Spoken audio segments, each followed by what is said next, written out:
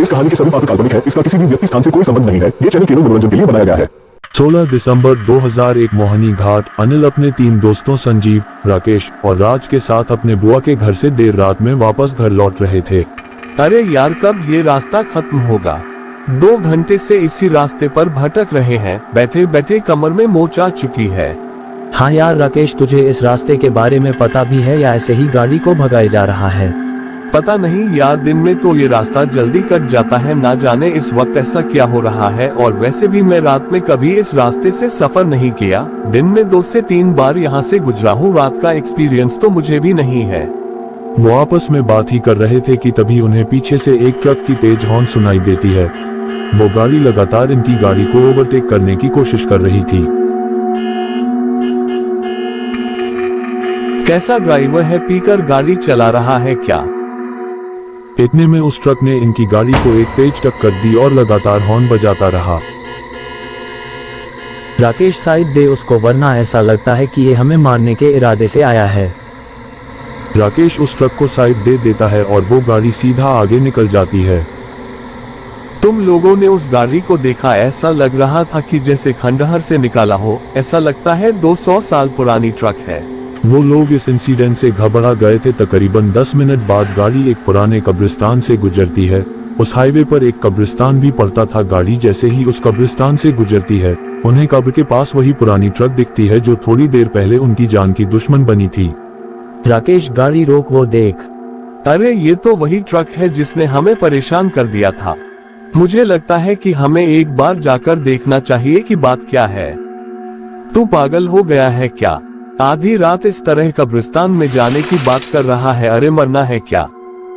राज उन्हें वहां जाने से रोकने की कोशिश करता है, लेकिन तभी उन्हें उसी ट्रक से एक आदमी उतरता दिखता है जिसने काले कपड़े पहने हुए थे और उसके सर पर एक टोपी था। वह लगभग 7 फीट लंबा और हट्टा कट्टा था। ये देखकर ना जाने क्यों सबकी उत्सुकता और बढ़ गई और राज के अलावा सभी उस आदमी के बारे में पता लगाने के लिए उत्सुक हो गए।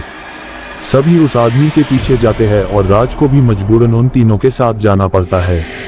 चारों जब उस ट्रक के दीवार के पास पहुंचे तो उनका दिल बैठ गया। उन्होंने जो देखा उसे देखने के बाद उनके रोंगटे खड़े हो गए। उन्होंने देखा कि एक ट्रक ड्राइवर कब्र खोदकर लाशों को निकाला और उसे बेरहमी से खाए जा रहा था। वह जिस्म के हर एक अंग को निकालकर गंदी तरह से खाए जा रहा था। भाई ये कौन सा राक्षस है? निकलो यहाँ से जल्दी से।